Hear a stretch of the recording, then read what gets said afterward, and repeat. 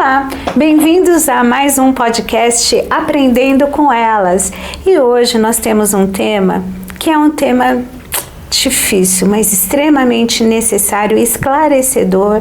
E não adianta, gente, a gente fazer a vez dos macaquinhos. Não vejo, não falo e não ouço de jeito nenhum. Nós precisamos nos informar, porque a informação traz esclarecimento e nos ajuda, até no processo de proteção. Hoje aqui o nosso tema é violência infantil. Conhecer para proteger. E com muita alegria eu quero apresentar a nossa convidada hoje, que é a Renata. Eu tenho um amor muito grande pela Renata, uma querida. Sabe aqueles presentes que Deus dá na nossa vida? Pois é, a Renata é um presente na minha vida, que faz parte também na caminhada minha, da minha família, do ministério, né?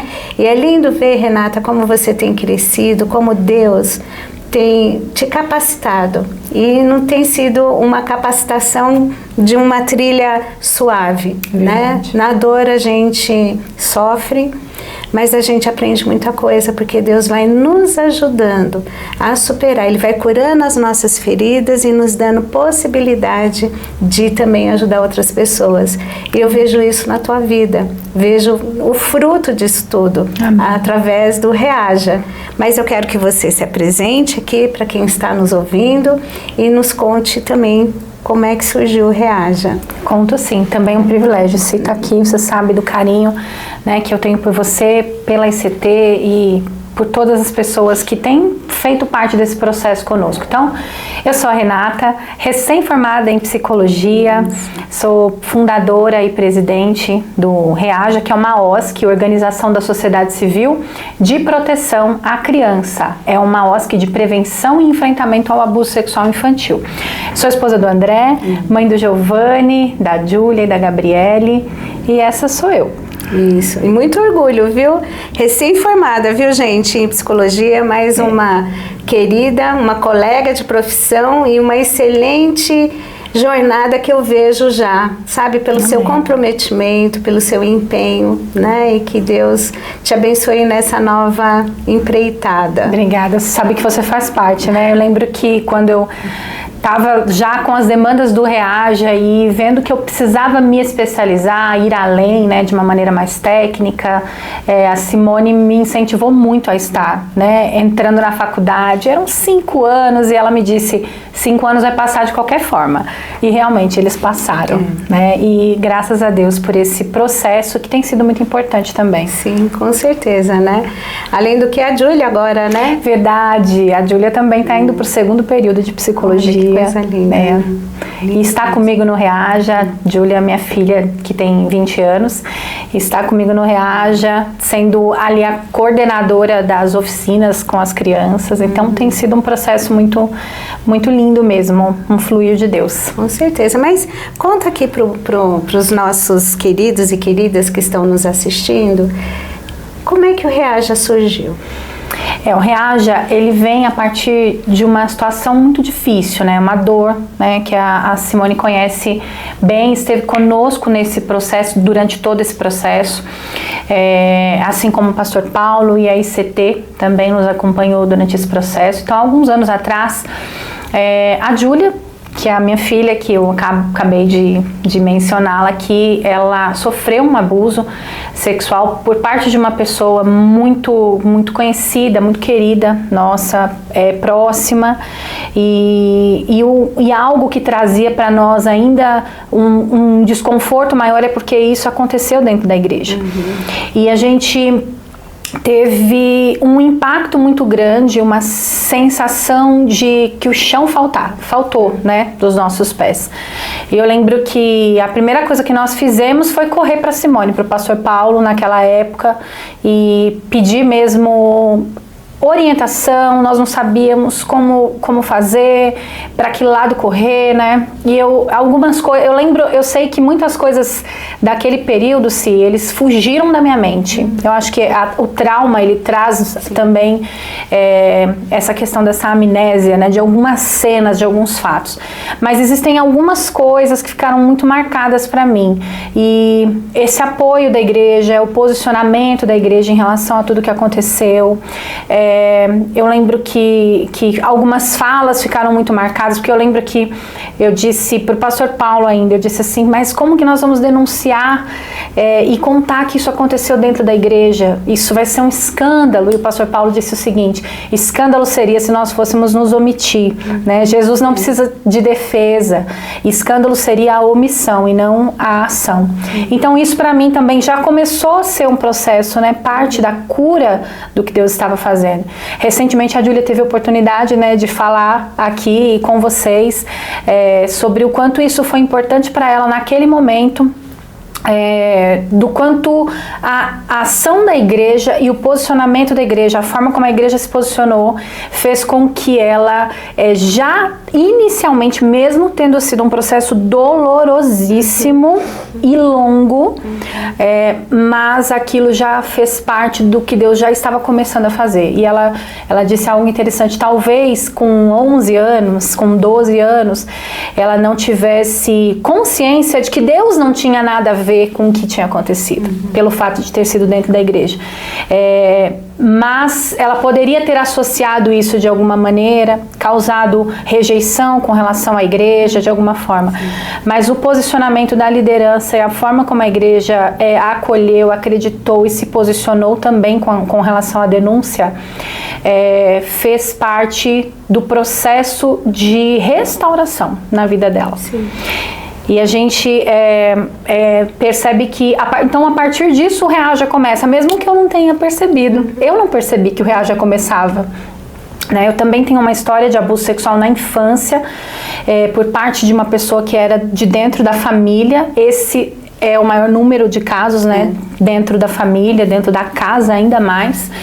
Então eu tenho essa história de abuso sexual na infância por um período longo, dos 9 aos 12 anos. Esse é um fato, né? Outras situações de abuso também aconteceram na minha infância, mas esse foi um fato mais marcante pelo período que se prolongou, pela proximidade com esse agressor. Então existem alguns fatores de impacto, né? E por isso que esse foi o que mais ficou gravado para mim.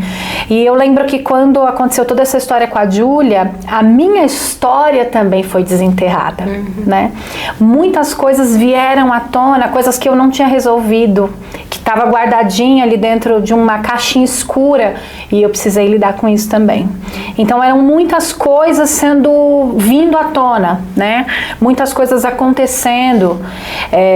E aí eu lembro que então, meu primeiro passo em direção a essa missão, né? Hoje eu vejo como uma missão.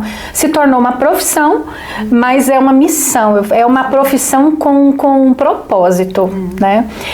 Eu vejo que isso começou, nós começamos aqui mesmo na ICT. Eu lembro que nós fizemos um primeiro treinamento com muitas pessoas, as pessoas realmente se mobilizaram a entender, a conhecer, que é o nosso tema aqui hoje, conhecer para proteger, porque você só protege quando você conhece o mal que você está lidando. Sim. Então eu lembro que naquela época nós fizemos aí um treinamento muito grande, e eu lembro que Deus ia falando comigo, sabe? Nós estávamos um dia na Compassiva, que é uma organização também aqui em São Paulo, e eu fui fazer um treinamento ali, e Deus me falava, você vai fazer isso. E eu só chorava, eu só fazia chorar. E eu dizia, como que eu vou fazer? Eu não tenho condição, eu não tenho capacidade emocional para lidar com esse assunto. E Deus me dizia, é isso que você vai fazer, eu vou te colocar nessa posição para que você possa alcançar outras pessoas.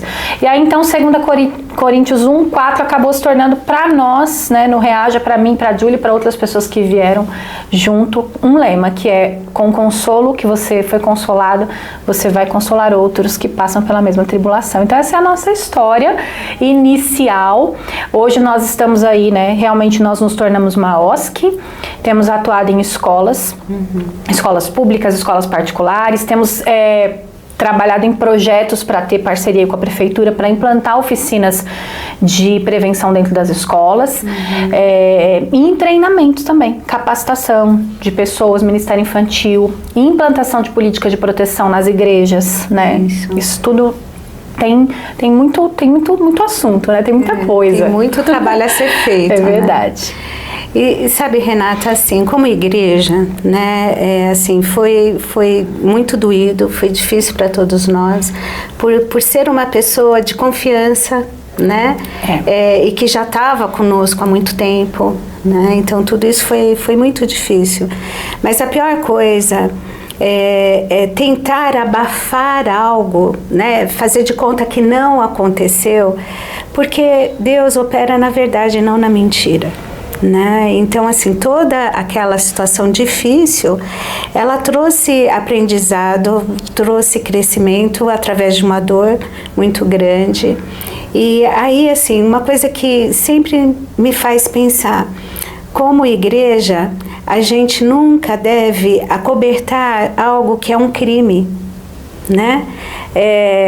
Mas e o escândalo? E as vidas envolvidas, se elas não forem acolhidas, se elas não forem protegidas, aquilo vai ficar se repetindo, né? Vai se repetir aqui, vai se repetir, Então, a gente precisa ter esse tipo de consciência, compromisso primeiro com Cristo, com a verdade, porque a verdade liberta, e também com as vítimas envolvidas, porque geralmente a vítima, ela está num lugar de vulnerabilidade, né? E o tentar acobertar, o tentar esconder, parece que inverte os papéis, né? Está se protegendo ali, o abusador, né? E a vítima, não, vai, não, tudo bem. Mas não aconteceu nesse nível de proporção, até porque as pessoas pensam que abuso só se define como abuso quando a coisa vai num extremo. Ou que tenha uma conjunção carnal, né? Penetração ou violência. E a gente tem aí muito claro no artigo 217A da Constituição que abuso sexual é estupro de vulnerável, é muito importante a gente dizer isso, quando acontece qualquer ato libidinoso contra uma criança ou adolescente menor de 14 anos, ou uma pessoa que não possa oferecer resistência, uma pessoa que tenha algum tipo de deficiência cognitiva, ou esteja em um estado de alcoólico, ou tenha sido dopado de alguma forma, uma pessoa que não pode oferecer resistência. Mas a gente está falando aqui de crianças e adolescentes que são vulneráveis. Então, o ato sexual em si, a penetração, é uma forma de abuso, mas existem abusos com e sem toque físico. Sim. E para a nossa lei é considerado estupro. E é muito importante a gente falar isso porque, de uma maneira muito errônea, a nossa sociedade, de forma cultural, quando a gente fala estupro, a gente pensa em violência física, em penetração, seja ela anal, genital, a gente pensa nesse tipo de situação. Mas o estupro, ele já é caracterizado quando é violado esse direito sexual da criança, seja com ou sem o toque físico. E até uma coisa que é importante a gente ressaltar, né, que muitos abusos acontecem sem violência, não acontece com violência, são muito sutis. O abusador, ele tem ali uma artimanha para lidar, né, com muitas vezes com um jeitinho, né, que eles vão ali, a palavra me fugiu agora, mas é como se eles fossem ganhando tecendo aí a confiança. Isso, né? Mesmo. Ele vai ganhando essa confiança, ele vai trazendo essa criança para perto, a criança gosta de estar na presença dele, ele brinca muito com essa criança, dá presentes, doce, né? Uma manipulação, era essa palavra que eu estava tentando colocar. Existe essa manipulação. E nem sempre tem uma violência física, muitas vezes tem uma cara de brincadeira, com cócegas, muitas vezes ele começa com cócegas e aí aquela mão vai para a parte íntima e às vezes diz que foi sem querer, né, desculpa, foi sem querer, só que isso vai voltando a acontecer, então nem sempre vai ter violência. E sabe uma coisa que a literatura traz de uma maneira muito clara, é que quando um abuso acontece sem a violência física, a tendência da vítima de entender que a culpa não foi dela é muito maior. Porque quando existe violência, quando tem aquela agressão, dor ou machucados, lesões, a vítima acaba tendo uma compreensão maior de que aquilo estava errado, de que aquilo foi realmente algo violento.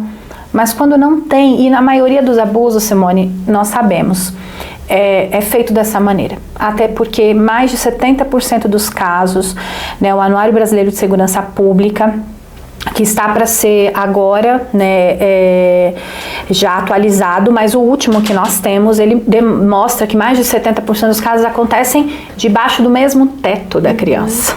Por pessoas que convivem com ela debaixo do mesmo teto, é família. É família, ou pessoa próxima à família que tem ali a confiança dos pais. Isso mesmo. Né? Esse número ele vai para 90%. Quando nós estamos falando de pessoas próximas, vizinhos, amigos, pessoas que frequentam a casa, vai para 90%. Então, a gente está dizendo aqui que apenas 10% dos casos acontecem por pessoas desconhecidas. E olha, assim, pensa na confusão que fica na cabeça da criança, porque assim, peraí, é uma pessoa que eu gosto, que eu confio. Meus pais gostam. Meus pais confiam, meus pais gostam. Fica uma confusão, porque assim, acho que no primeiro momento a criança sente um estranhamento. Ela não tem a real noção da dimensão do abuso. Às vezes isso demora anos para que a pessoa consiga processar e entender que aquela situação foi um abuso. E aí, assim, ó a confusão, isso né? Mesmo. Porque, assim, um clima que deveria, um ambiente que deveria proteger e resguardar, a confiança, ela foi conquistada, foi manipulada por um interesse, não de forma genuína.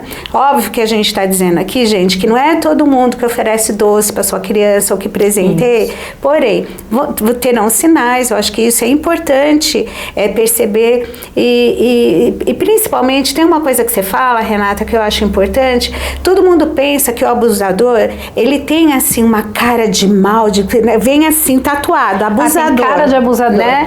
E não é. Não existe não é. Isso. Porque é comum a gente ver famílias dizerem assim, gente, nós jamais poderíamos desconfiar. Essa é uma característica, inclusive. Porque era super amigo, super presente, super solícito, a gente confiava tanto, né? Então, essa é uma característica muito presente nos abusadores. Eles se colocam nesse lugar de confiança, de ser necessário. Eles se colocam nessa posição para quê?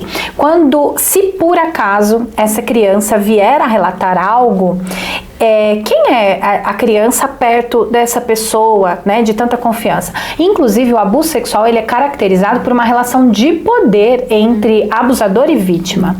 Então, é importante a gente pensar que, quando a gente fala para uma criança assim, olha, quando a gente fala de um abusador para uma criança e a gente fala que ele é um monstro, uma pessoa ruim, isso pode desproteger. Porque se essa criança estiver passando por um abuso de alguém que ela ama, de um avô, de uma avó, de um tio, de uma tia, ela não vê essa pessoa como um monstro, como uma monstra. E isso pode desproteger, porque se ela coloca, ela caracteriza o abusador como um monstro, pode ser que ela não tenha essa figura de quem está fazendo isso. Então, existem alguns pontos muito importantes que a gente precisa trabalhar na proteção com a criança, que é sobre como essa criança se sente em relação às interações com as pessoas. Às vezes, a gente só dizer, não deixa ninguém tocar na sua parte íntima, não é o suficiente. Por muito tempo a gente achou que isso era o suficiente, mas isso não é o suficiente. A gente precisa trabalhar com as crianças o reconhecimento das emoções. Quais são as emoções que as interações com essas pessoas causam? Porque o abusador nem sempre vai começar tocando. Muitas vezes ele vai começar estimulando essa criança na curiosidade por coisas eróticas. Alguns abusos acontecem com pessoas mostrando para a criança material pornográfico, sem toque algum, não tem toque físico. Então a criança ela precisa entender quais as emoções isso causa. A gente costuma ensinar para as crianças nas nossas oficinas, a gente faz um coração com radar, e a gente diz para elas que Deus colocou dentro do nosso coração um radar. e a gente é capaz de sentir se um toque, mesmo um toque no meu braço, um toque no meu cabelo, no meu ombro, que são partes do nosso corpo, teoricamente que não são proibidas de tocar como as partes íntimas. Mas como eu me sinto com essas interações? Eu posso dizer não para as pessoas quando eu não quero receber esse toque? E esse é um ponto muito importante, porque quando a criança tem medo, causa constrangimento, sente vergonha, se sente culpado por causa de alguma interação, esse é um sinal de alerta. Sim. Em que ela precisa pedir ajuda.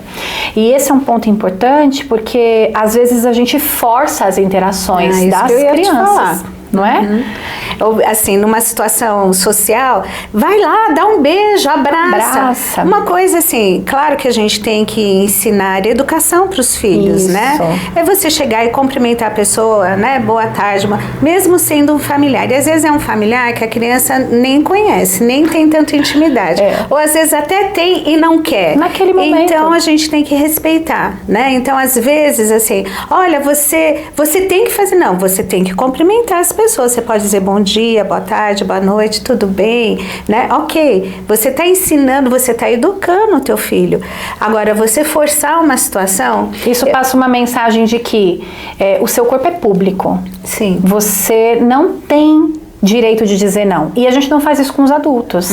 Os adultos, você não força adulto a abraçar, você não força adulto a beijar, você não força adulto a sentar no colo de ninguém. Então, é muito complicado quando a gente trata as crianças como um ser que não tem querer, que não tem vontade, porque isso desprotege. Percebam que parece que isso não tem nada a ver com abuso sexual, mas tem muito a ver. Porque quando você ensina a criança que ela pode dizer não a uma interação, até mesmo com você como pai, como mãe, você está dizendo para ela assim, você pode dizer não para qualquer pessoa e qualquer situação. A Gabriele, a minha filha que tem 13 anos, tá na adolescência. Então, às vezes ela quer muito abraço, às vezes ela não quer nenhum. E eu amo abraçar, eu amo dar beijo no rosto, eu amo dar cheiro. E às vezes eu falo para ela, dá um abraço, dá um beijinho, e ela fala, agora eu não quero. Eu falo, então tá bom, quando você quiser você me dá. E aguenta, né? E aguenta. Segura. Então, assim, é esse o ponto. A gente precisa entender que a criança e o adolescente, ele precisa saber, não é sobre falta de educação, é como a Simone colocou, mas é ele saber que o corpo dele é precioso, é importante, e qualquer interação, qualquer toque que cause dor, desconforto, vergonha, culpa, e é por isso que as emoções são tão importantes de ser trabalhadas. A educação sexual e emocional, que estão ali atreladas indivisivelmente, elas são a melhor arma que nós temos para prevenir do abuso. Porque a criança que ela tem informação, que ela é educada e que ela recebe esse tipo de informação, rapidamente ela vai perceber uma situação de risco. Já a criança que não recebe essa informação, ela vai demorar mais tempo para processar que o que está acontecendo pode ser um abuso. Você sabe, Renata, eu tô lembrando de uma situação, isso já tem muitos anos. Eu fui no aniversário de um garotinho, eu acho que ele estava fazendo 4 anos, por aí. E eu foi uma festa num buffet, assim, gosto muito da família e tal, e coisa, acompanhei a gravidez, o nascimento do menino e tal, e fui pro aniversário, né? E a hora que eu cheguei lá, a mãe, né, queria que o aniversariante me cumprimentasse. E ele tava brincando, gente. Ele tava curtindo a festa dele, brincando. Aí eu falei pra ela, olha, fica tranquila, ele tá curtindo tanto a festa dele, depois aí, né, em algum momento a gente se cumprimenta, né? Deixa ele curtir. Não, né? A rigidez dela sobre a questão de educação, ela não vem aqui, tá? Eu chamava ele e ele olhava assim, você via, né? Eu fiquei com o coração partido. Ele tava curtindo a festa dele, tava brincando ali com os amiguinhos e tal, e ela, fulano, vem aqui, vem cumprimentar, olha, a tia tá aqui. Aí eu fiz assim, ó, dá só um tchauzinho e tá tudo bem, né? Aí ela, não, vem aqui, vem cumprimentar e tal. E ameaçou bater no menino. Gente, eu falei, não faz isso, não faz isso. Não. Ele vai me odiar, né? Depois. Aí, e a hora que ela falou que, né, ele ficou assim, tão assustado, ele veio assim e me comprimeu. Eu falei assim, ai meu Deus do céu. E olha que difícil, eu entendo até que essa mãe não está fazendo isso de uma maneira intencional. Nós fomos também educados de uma maneira muito rígida, mas só que o que ela está fazendo é depositar nele uma informação de afeto, muitas vezes tem a ver com violência, porque ela está pedindo que ele vá lá te cumprimentar, te abraçar, mas ameaça bater. Então, até pode parecer muita viagem, assim, essa associação, mas o abuso sexual muitas vezes ele tem essa característica. Eu estou aqui, eu estou te fazendo sentir isso aqui, mas é porque eu te amo. Fica uma mensagem muito ali, subliminar ali. Não, e uma coisa que traz uma confusão muito grande na cabeça da criança, porque assim, ela sente um estranhamento que ela não consegue identificar direito o que é, porque às vezes vai demorar anos para ela processar que aquilo foi um abuso, mas ela tem uma sensação de um desconforto, de algo que não tá legal, mas ela fica, né, e o pior, Renata, é quando ela tenta falar isso com alguém, ela cai no descrédito. É mentira, você imaginou, criança imagina tanta coisa, não foi isso não, olha, não foi nada disso, não esquece. Nossa, é muito importante isso que você está colocando, Simone, porque existem algumas pesquisas que mostram, né, o Secov, por exemplo, que é um centro de pesquisas de vítimas da violência, ele coloca que apenas 92% dos casos quando a gente está falando de que foi notificado, né? Porque a gente sabe que a maioria não é notificado, fica numa subnotificação, mas a maioria dos casos notificados, esses 92% desses casos, eles foi comprovado de que a criança está falando a verdade. 8% dos casos, existem aí algumas controvérsias, enfim, mas mais da metade deles tem algum incentivo de um adulto ali querendo prejudicar o outro. Quando tem briga de guarda, né, algumas coisas... Alienação parental. Isso, esse é um tema também muito, muito complexo, né, essa questão da alienação parental. Mas existe, então, uma perspectiva muito grande da verdade. Até porque uma criança não tem repertório mental para criar e dar alguns detalhes que não seriam possíveis. Se ela não tivesse passado por aquilo ou tivesse visto alguma coisa nesse sentido, ela não tem esse repertório mental para criar essa situação. Criança mente-se para sair de enrascada, né? Não para se colocar numa situação de enrascada. Então, eu acho que é muito importante a gente pensar nessa questão e também, né, até falando sobre essa questão da subnotificação, o quanto é importante essa notificação. A denúncia, a gente muitas vezes tem medo desse nome, né? A denúncia, denunciou. Não somos nós quem fazemos a denúncia. Nós notificamos. Quem faz denúncia é o Ministério Público. Então, quando a gente sabe de algum caso ou tem desconfiança de alguma situação, você não precisa ter certeza para fazer essa notificação. Você pode ligar no Disque 100, que é um serviço que você tem direito de fazer essa notificação anônima, e pode ser feito isso por outros canais, mas o Disque 100 é uma excelente ferramenta, muito fácil de ser feita. É muito importante porque a gente tem registros de um pouco mais de 56 mil casos no Brasil por ano, mas isso não é verdade. Também a gente tem pesquisas que demonstram que apenas 10% dos casos são notificados. Então a gente está falando aí de uma situação estrondosa de mais de 500 mil crianças sendo abusadas por ano no nosso país. Então são números alarmantes. Se esses números não mexem com a gente, eu não sei o que vai mexer. E a gente está falando de 500 mil crianças sendo abusadas, mas elas não são abusadas apenas uma vez. Então imagina quantos abusos acontecem com essas crianças durante toda a vida, trazendo consequências muitas vezes irremediáveis. Consequências que são muito difíceis de serem... É possível, sim, você ter um tratamento, sair desse ciclo, muitas vezes que a vítima entra, mas existem consequências que são irremediáveis. que são muito complicadas. Sim. E também, né, Renata, eu acho que uma coisa, assim, muito importante de ser falado é nós, agora eu estou me referindo como nação, nós precisamos acordar para toda uma sensualização, né, que é feita com a criança, né, com o quanto isso a desprotege até de ter a percepção normaliza de situações de abuso, porque normaliza. O quanto isso é complicado. Né? As crianças são expostas a imagens, a cenas.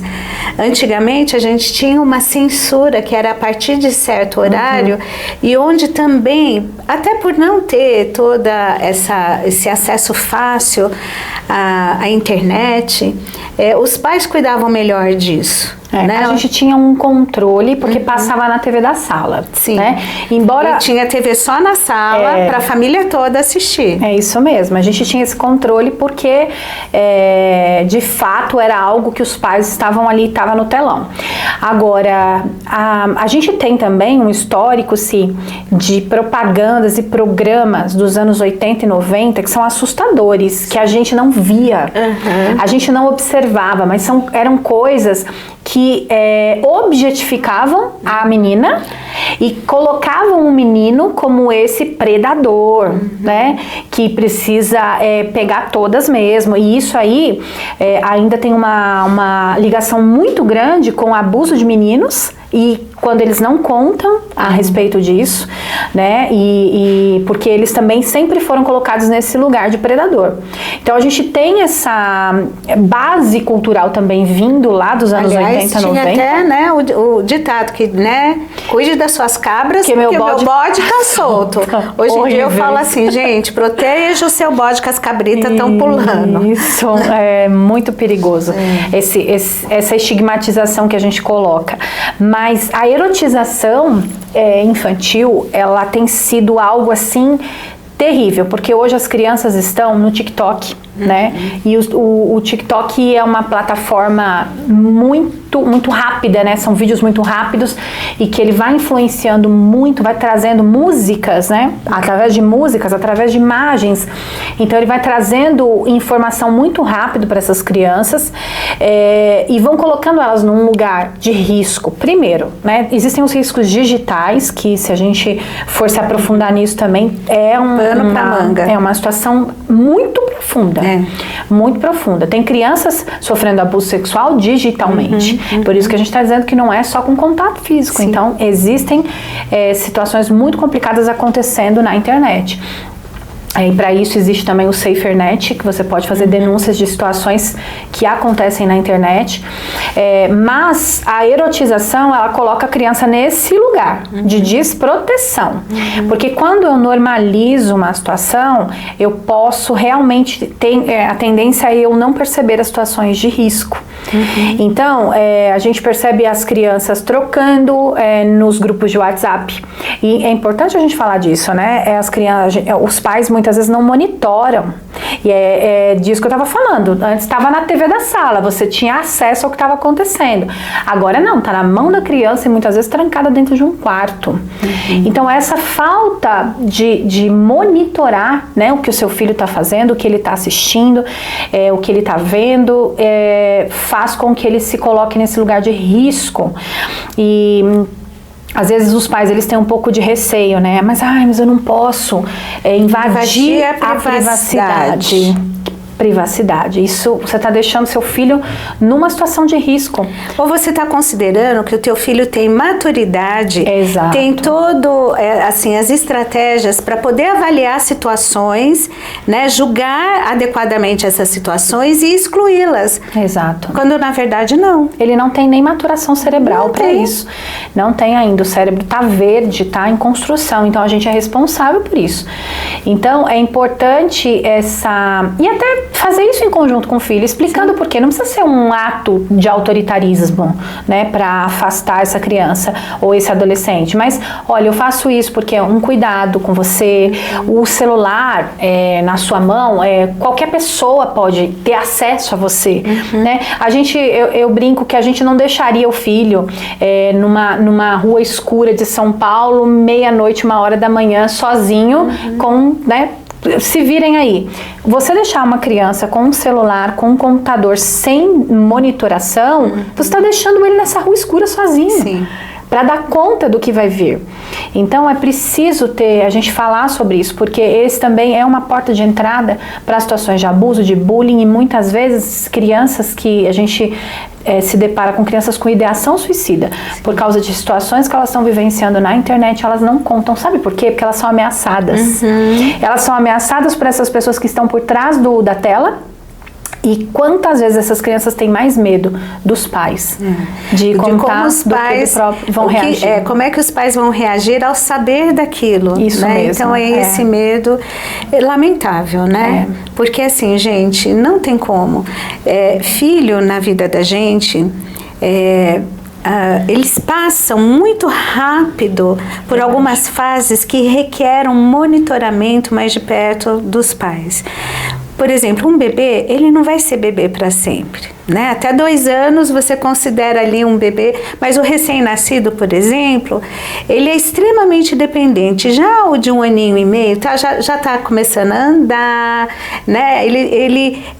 Mas enfim, você vai cuidando. Depois, aí vem as etapas da infância, vem a pré-adolescência, vem a adolescência. Se você considerar há 18 anos, o meu filho, a minha filha, 18, 20 anos, estão indo para uma faculdade, gente, passou muito rápido. Você nem viu. Passou muito rápido. Eu entendo que as demandas do dia a dia são muitas, né? Tem que conciliar a vida profissional, vida familiar, a rotina doméstica, um monte de coisa. Por isso que é família, a gente trabalha junto. Isso né? mesmo. Então, assim, cria uma rede de apoio. Agora, se você não tem condições de monitorar, não propicie. Né? Não propicie para os seus filhos o celular. Ah, mas nossa, ele vai ficar... mas tudo... Gente, ninguém morreu por falta de celular. Se a gente for... Esses dias, Renata, eu estava pensando assim, eu falei, nossa, durante a minha trajetória, eu fui pegando muitas coisas. Eu lembro, na minha infância, o primeiro telefone que nós tínhamos, ele era um telefone que você discava para uma... Assim? Você fazia Sim, assim. mas você discava para uma telefonista e ela fazia a ligação. Ah, tá. Você entendeu? Eu lembro, eu era muito pequena, mas assim, foi rápido esse. Depois veio o telefone do disquinho que você podia discar para qualquer lugar, né? Aliás, a gente adorava dar trote. Então, gente, não tinha identificador de chamada. Pois não tinha. Era a nossa diversão. Pois é, menina. E aí eu fiquei lembrando, nossa, eu lembro do orelhão que a gente ia com a ficha, né, para poder ligar para algum lugar. Depois veio o cartão, isso, né? Lembro do meu primeiro celular, o tijolão, né? E aí eu fui pensando, puxa, olha quanta coisa. Teve um momento que você ter o telefone fixo em casa, não era todo mundo que conseguia. Aí depois chegou a fase de se vender as linhas, né, e tal, e aí chegou o celular, depois veio a internet, e aí eu fiquei pensando, puxa, olha quanta coisa eu já vivenciei, né? Eu já passei, que hoje já não faz mais parte da realidade. Mas se você não tem condição de monitorar, não propicie, né? Mas todo mundo tem, né? Todo mundo... Agora, se você não tem disposição, energia, tempo, espere. Você não precisa... É muito triste quando a gente vê bebês, né? Bebês já expostos à tela, monofobia, né? E de uma forma que, por exemplo, a Sociedade Pediátrica Brasileira, mesmo a americana, dando um alerta, né? Não, mas é a babá. né? Eu preciso de... coloca ali, né? Sim. Então, assim, a interação familiar não é o nosso tema agora, mas tem sido muito prejudicada pela... Mas a interação familiar, se ela está diretamente ligada a esse assunto, no sentido de que quando existe essa estrutura e essa base, a criança está muito mais protegida de abusos, de violências, de bullying. Por quê? O abuso, você não tem como evitar totalmente, conseguir eliminar qualquer possibilidade de que ele chegue até a sua criança. Você não consegue. Essa criança não está 24 horas sobre o teu olhar, ela vai para a escola, ela tem interação com outras pessoas, então você não consegue eliminar todas as possibilidades. Mas quando essa criança tem uma base, uma família que a ouve e que é presente, ouve, acredita, não é uma família escandalizada com os erros da criança, né? Porque a criança vai errar, ela derruba coisas no chão, ela tem erra, suja as coisas, enfim, muitas vezes faz coisa errada na escola e você vai ser chamado. Qual é a nossa postura diante do erro da criança ou de situações complicadas? Se ela tem confiança de que ela pode contar com essa família quando alguma coisa ruim está acontecendo e que ela não é punida no sentido, não que a gente não precise orientar, que a gente não precise corrigir a criança, não é sobre isso, mas não existe uma punição, uma raiva em cima de todas as situações difíceis. A criança, ela vai saber que ela tem um espaço de fala e ela é ouvida. Se ela é ouvida dentro de casa, uma situação de abuso pode vir até ela, mas rapidamente ela vai pedir ajuda. Rapidamente. Então não vai perpetuar esse abuso. Os abusadores, uma outra coisa importante da gente dizer, como eles estão muito próximos, ou eles estão dentro do núcleo familiar, que mais de 70%, ou eles estão no entorno, 90%. Eles observam qual é a dinâmica dessa família. Como você trata seu filho? Como é que vocês funcionam como família? Você bate no teu filho? Você corrige ele de uma maneira violenta? Ele vai usar essa ferramenta com a criança. Se você contar, sua mãe vai te bater. Se você contar, você vai apanhar. Ele vai usar esse tipo de estratégias. Se essa criança sabe que não é essa a forma da família dela funcionar, ela vai dizer, opa, peraí, por que isso vai acontecer? Não é assim que os meus pais me corrigem, funcionam. Né? Agora, se realmente isso é uma verdade, ela vai realmente pensar que isso vai acontecer, porque ela vai acreditar nessa fala do abusador. E aí assim, né, Renata, porque é até um fator de segurança, quando são pais presentes, o abusador, ele já sabe que, opa, essa estratégia não vai funcionar muito, né? Então, acaba, não sei se eu posso usar esse termo, mas aquele alvo acaba não sendo tão interessante. Eu acho que você me mandou um vídeo recentemente, eu acho que foi você que me mandou esse vídeo e eu achei muito interessante, que um abusador, confesso, de criança, ele estava sendo entrevistado, estava ali cumprindo sua pena, e alguém perguntou para ele, né, como que você escolhia as suas vítimas? E ele disse o seguinte: se eu percebesse que o pai era um perigo para mim, então eu saía fora. Mas aí, nesse sentido, de um pai que, não só um perigo no sentido de ir lá e me bater, enfim, mas um pai, uma mãe que acreditam, que estão próximos, e percebem essa situação. Porque o que o abusador ele quer? Ele não quer problema, sim. Ele quer perpetuar isso o mais que ele puder. Até porque ele é a pessoa fora de suspeita, né? Isso. Ele teceu ali uma rede de confiança. Isso não mesmo. É uma confiança legítima, né? Mas é uma confiança. Então ele quer isso. E num lugar onde isso não é tão favorável, tão fácil de ser construído... A criança que tem informação, ela é logo percebida pelo abusador.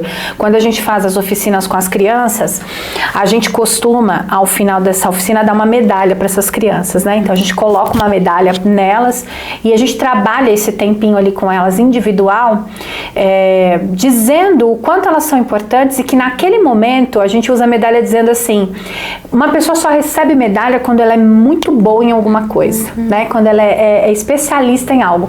E agora vocês são especialistas em se proteger, porque eles recebem informação informação para reconhecer situações de abuso e o que fazer com isso. E a gente põe essa medalha na criança com algumas intenções, né? Primeiro, é algo mesmo para que a criança se sinta empoderada, né, no sentido de que ela pode dizer não e ela pode contar se algo estiver acontecendo, mas como a gente sabe que a maioria dos abusadores estão próximos, essa criança ela vai para casa, vai para a escola. Tem muitas crianças que a gente recebe foto, se ela não quer tirar a medalha, tá indo para a escola com a medalha. Então ela vai ficar ali no entorno, vai transformar aquilo meio que num brinquedo. E os abusadores que estão no entorno vão perceber que ali existe uma criança informada. É um repelentezinho. É uma tentativa mesmo de repelir e de demonstrar que essa criança tem informação. Porque a informação, ela salva, ela protege. Os abusadores, eles realmente vão fazer uma escolha de uma maneira muito cuidadosa. Eles não têm pressa. Existe um livro que chama... Sempre Alerta. É um livro sobre abusos sexuais dentro de igreja. Então esse livro, ele conta relatos de pessoas que foram condenadas também, e eles contam as estratégias que eles usavam. E nesses relatos, um deles, ele fala, eu esperava até 6 meses, se fosse necessário, para fazer a primeira investida numa criança. Desde que eu já tivesse traçado toda a teia que eu precisava para ficar acima de qualquer suspeita. Então eles não têm pressa. Não. E nós precisamos ter pressa em informar a criança, porque quando a gente informa, a gente chega antes dos abusadores. Sim. Nós trazemos a conscientização antes, e essa criança informada, é o que eu disse, a gente não consegue eliminar todas as possibilidades, mas ela não vai perpetuar esse abuso, e esse é um fator de impacto para as consequências, que eu acho que a gente até pode falar um pouco disso, essas consequências que o abuso traz na vida adulta, na adolescência. E existem alguns fatores que impactam mais ou menos nessas consequências, e um deles é o quanto esse abuso foi prolongado. Quanto tempo esse abuso aconteceu? Foi uma situação e essa criança conseguiu interromper? Que bom que ela conseguiu interromper ali. Continua sendo crime. Continua sendo muito grave. Sim.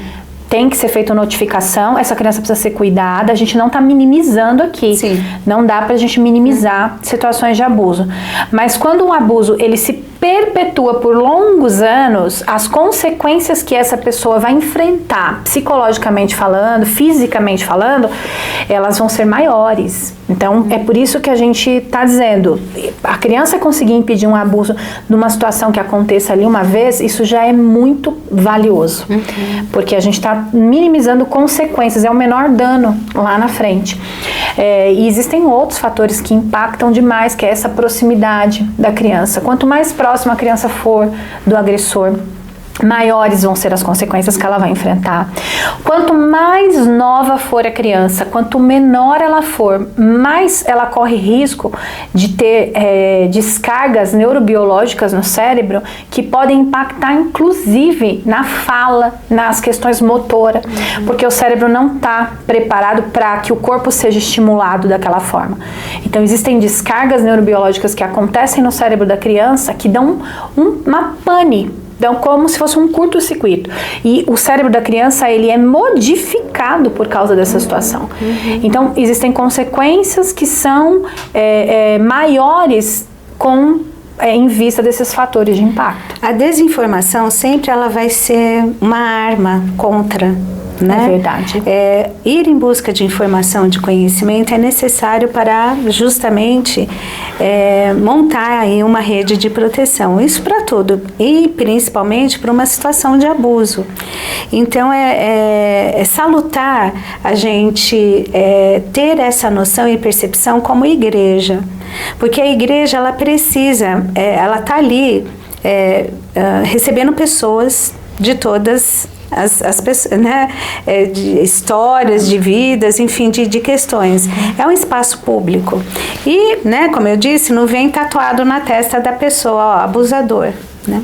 Mas é importante, por exemplo, fazer treinamento, esclarecimento para o Ministério Infantil, para a diaconia, para toda a igreja, líderes de ministérios, seus auxiliares, para os pais, né? Porque a criança ela não convive só na igreja, mas a gente está falando sobre o ambiente dentro da igreja.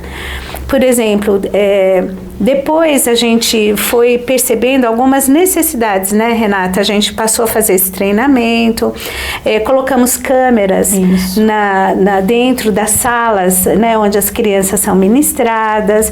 A gente tem que ter toda a diaconia não tem autorização para acompanhar nenhuma criança até o toalete. Quem faz isso são os pais. Enfim, coisas, troca de fralda, cuidados que a gente tem que ter. São coisas que precisa ser colocados mesmo, né, como uma política de proteção à criança. São coisas que a gente vai aprendendo, né? Nós vamos aprendendo ao longo do tempo, as demandas vão acontecendo e a gente vai adaptando. E hoje, graças a Deus, sim, as igrejas têm se despertado para isso, né? Nós como Reaja e eu como profissional tenho estado nessas igrejas dando treinamento, fazendo palestras, levando essas capacitações, às vezes de uma maneira mais nuclear ali, só com o Ministério Infantil, de uma maneira mais diretiva, mas às vezes de uma maneira mais ampla com os pais também, o que é muito legal quando a gente consegue alcançar os pais. Porque muitas vezes a gente fazia as oficinas com as crianças e as crianças contavam que estavam sofrendo abuso, traziam situações de abuso. Quando elas iam levar para esses pais ou para a liderança da igreja, estavam despreparados para receber e como lidar essa informação, né? Exatamente. Até porque a igreja, ela tem que ter a consciência de que ela tem que denunciar, né? Ou fazer a notificação. Porque se ela não fizer isso, ela está se tornando um cúmplice. É verdade. Então isso hoje é uma realidade. Então a igreja, a partir do momento que ela recebe ali essa informação, isso vem à tona, ela tem que ter um posicionamento, porque senão ela vai ser ali colocada como numa situação muito complicada, de ser, na verdade, de ser incriminada também, né, como cúmplice nessa situação.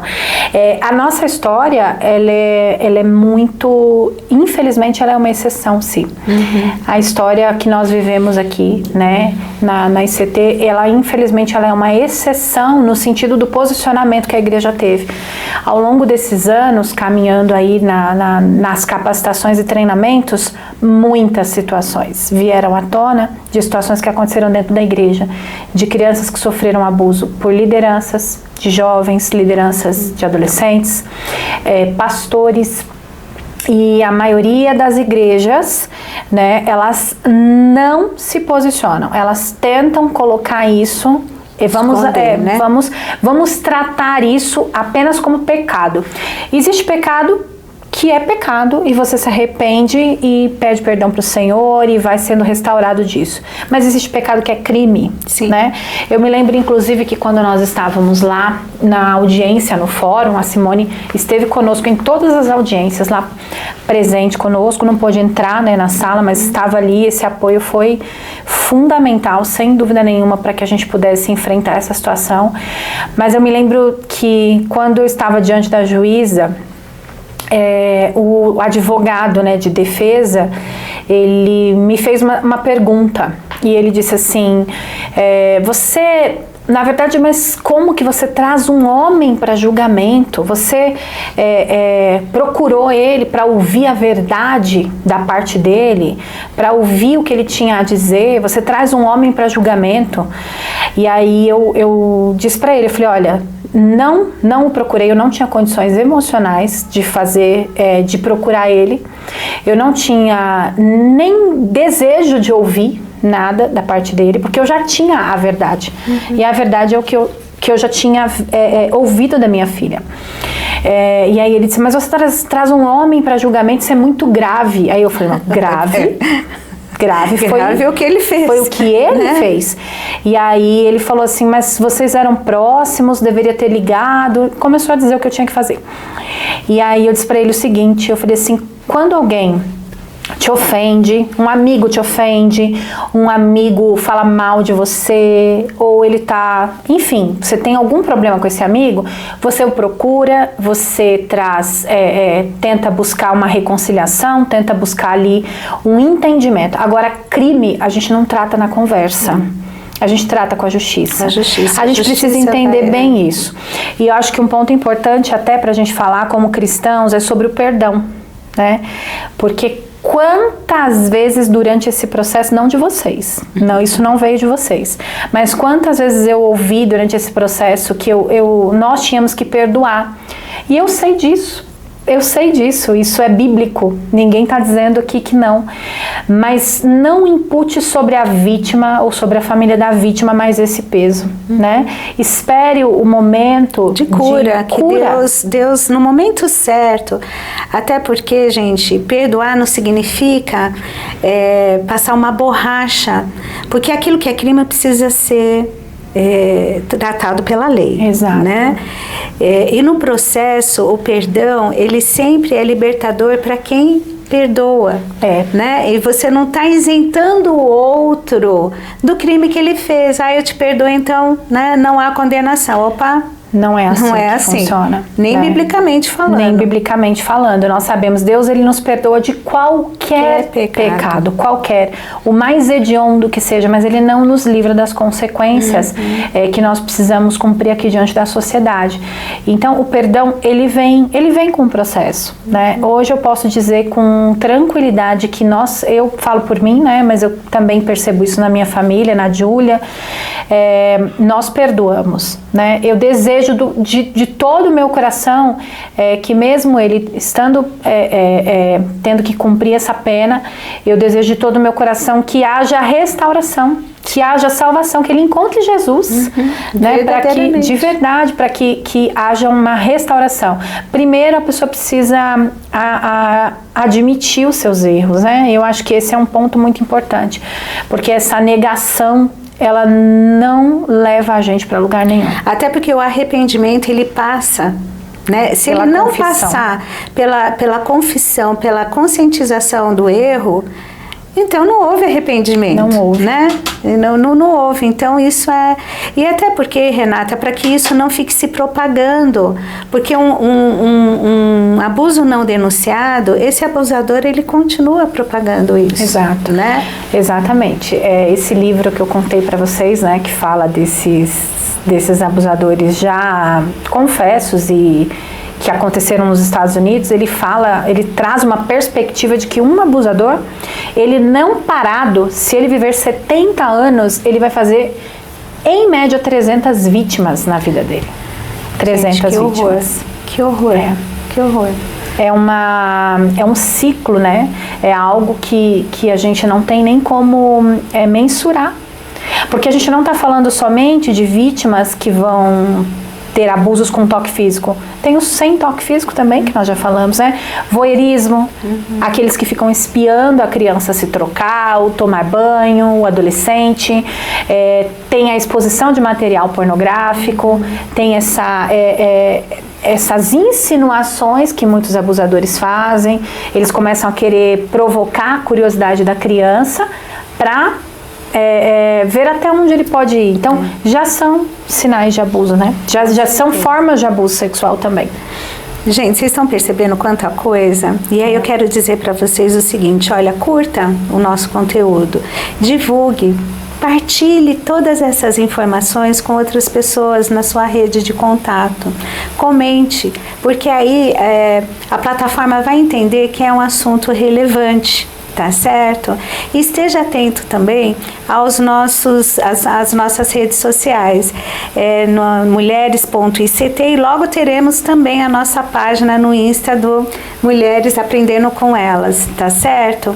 E divulgue, comente, curta, acione o sininho para que você possa ser aí notificado de novos conteúdos, tá ok? Renata, assim, muita coisa, muita informação. Até antes da gente começar a gravação, nós estávamos conversando de que um único podcast a gente não ia conseguir esgotar tudo. E é óbvio que a gente quer ter outros momentos onde a gente possa estar conversando sobre isso. Eu acho que uma das coisas que talvez fosse interessante falar um pouco, Renata, qual que é a diferença entre o abusador e o pedófilo? Sim. Porque geralmente as pessoas confundem, né, muito essa a nomenclatura, né? Eu sei que esse assunto da pedofilia, ele causa muitos sentimentos de indignação, né? Enfim. E quando a gente fala de um abuso sexual, a gente já fala aquela pessoa é um pedófilo, né? Quando na verdade existe sim uma diferença científica, né, sobre o abusador e o pedófilo. O pedófilo, ele é alguém que pelo DSM-5, que é o Manual de Transtornos Psiquiátricos, ele é classificado como um transtorno. A pedofilia, ela é classificada como um transtorno de parafilia, como outras, como a zoofilia, necrofilia, coprofilia. Então, é um transtorno de parafilia, que são desejos sexuais socialmente inaceitáveis. Então, é um transtorno. Mas para que a gente possa caracterizar, uma pessoa possa ser classificada como um pedófilo, existem algumas classificações do DSM-5 que precisam ser atendidas ali. Uma característica do pedófilo é que esses desejos e esses atos, na verdade, eles causam intenso sofrimento, intenso sofrimento clínico e psicológico para essa pessoa, ao ponto dela ter ali uma paralisação quase de vida. E ela fica também muito isolada, ela tem prejuízos sociais, porque ela se isola. É uma pessoa que tem desejos sexuais por crianças e dificilmente ela vai ter relacionamentos com adultos. Então ela tem um prejuízo social. Agora, muita atenção. Não significa que se uma pessoa tem o transtorno de pedofilia, que ela está liberada para cometer esses atos. Caso ela saia do campo da fantasia e parta para a realidade, parta para os atos ou mesmo para o consumo de material de exploração sexual infantil, pornografia infantil, enfim, até qualquer coisa que vá para esse ato, porque esse material de exploração sexual, crianças tiveram que ser abusadas para eles serem produzidos, então isso já é crime. Então, se esse pedófilo sai do campo da fantasia e vai para o ato, ele cometeu crime. E acabou, ele cometeu crime. Existe aí algumas... Eu estava conversando com um advogado a respeito disso recentemente, sobre essa questão da atenuação da pena quando existe essa questão da pedofilia. Mas nem sempre esse laudo vai trazer atenuação da pena. Né? Para que haja uma atenuação, precisa ter muito mais outras comprovações de distúrbios que faça com que ele tenha agido ali de uma maneira inconsciente. E não é o caso. A pedofilia, o transtorno de pedofilia, não tira a pessoa da sua consciência, do seu juízo de valor. Né? Não tira a pessoa, então ela não tem ali uma perda desse juízo de valor. Ela sabe o que está fazendo. Existe um intenso desejo, mas sabe o que está fazendo. Então isso não isenta do crime.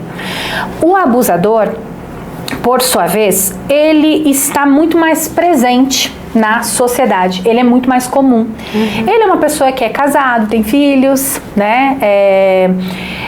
Ele tem ali uma atuação na sociedade tranquila, ele não tem atração sexual só por crianças ou adolescentes, e não traz nenhum sofrimento para ele essa interação e esses desejos, e muito menos o ato sexual ou o ato libidinoso contra uma criança. Pelo contrário, existe uma declaração, inclusive do SEDES, que é uma organização que atende também pessoas que têm transtorno de pedofilia ou abusadores que estão aí.